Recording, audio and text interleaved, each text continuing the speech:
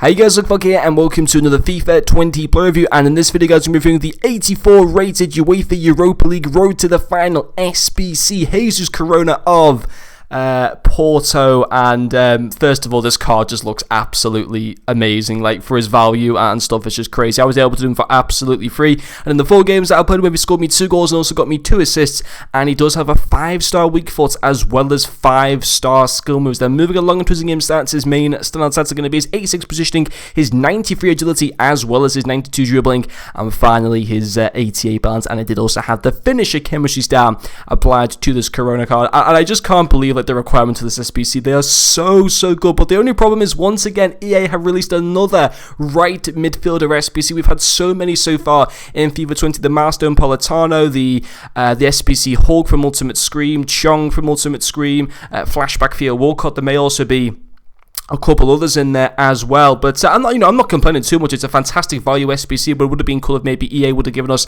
like a Marega or maybe like a Z Louise. That's the striker that I partnered up with Corona. But this is a good card, and you could actually link him in with some very good players. For example, if you want to maybe try and get that Hugo Sanchez from Icon Swaps, you can get a nice solid green link with Corona and Hugo Sanchez, who looks a fantastic icon. Personally, myself, I'm going to be going for Rui Costa, but there is the potential to obviously do that, and I'm sure a lot of you guys could do him for absolutely free, this SBC. And if you don't have anything in your club already, he will only cost you 12,000 coins, with the potential of further upgrades down the line, which is fantastic. Now, will Porto get those further upgrades? Well, let's have a look at the Europa League group currently.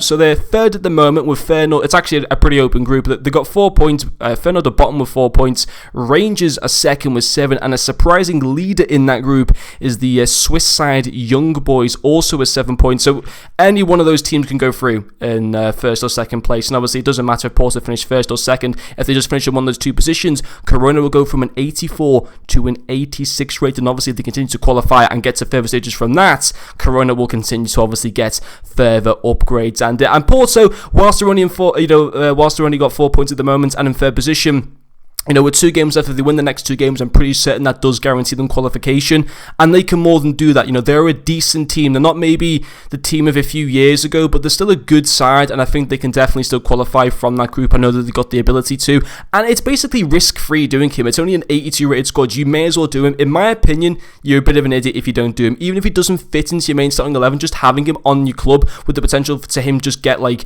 loads of more increases is just something that I think everyone should just simply do. And in terms of how he's to use in game, because I'm sure a lot of people are obviously interested by that, he's a good card. He's not amazing, obviously, for his price, he's very good. He's not like a Lionel Messi or anything like that, or is he as good as Flashback Theo Walcott? The answer to that would be no, but he's decent. Don't get me wrong, he's a usable card, and it does make the League NOS a little bit more of an appealing league to go for, and obviously to link him up with icons like that Hugo Sanchez that I mentioned as well. But for me, his first pro will be his dribbling. I think in that area he's genuinely fantastic. 5-star skill moves, that's brilliant.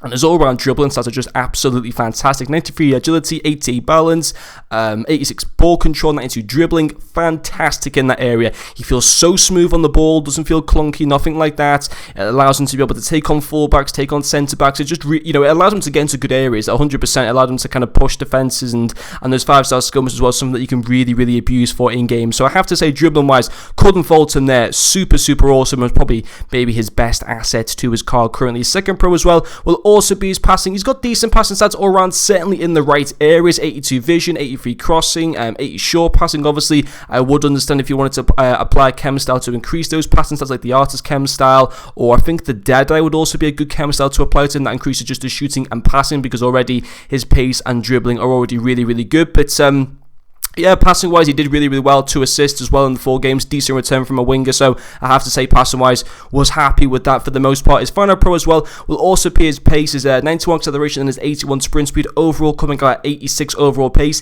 Yes, he does have 79 stamina, which I did notice a little bit. You can't necessarily pace abuse with the guy throughout the whole game, but when his stamina bar is pretty full, which it is for most of the game, he is lightning quick, for the most part. He can outpace most fullbacks, which is really good as well. And again, allows him to be able to get, behind the lines of the defence and stuff on the wing, and allows him to cut back and stuff, and he can more than do that. So I have to say, dribbling, passing, pace, big fan of those. In terms of his shooting, Didn't think it was amazing. I didn't think it was bad at the same time. I thought he just wasted maybe a few chances. I don't know if that was my fault necessarily. I look at his finishing stats and they're not great. They're not bad at the same time. It was long shots. His shot power are in the low 70s. Something like the finisher chemistry style does take those into the mid 80s. His finishing goes up to 82 as well. With the finisher chemistry style, his positioning goes up to 90, which is really good. But overall, he isn't the best finisher. He's not the worst finisher at the same time. He's still going with 2 goals in the 4 games. But yeah, his finishing isn't like the best part to his card, but at the same time, it's not necessarily too bad either. And there aren't any major issues to the card in my personal opinion. I think for a card that basically will be free for like 99% of you guys, he's 100% worth doing, and obviously with the potential for further upgrades down the line as well. But anyway guys, thank you very much for watching this video, and I'll see you guys later.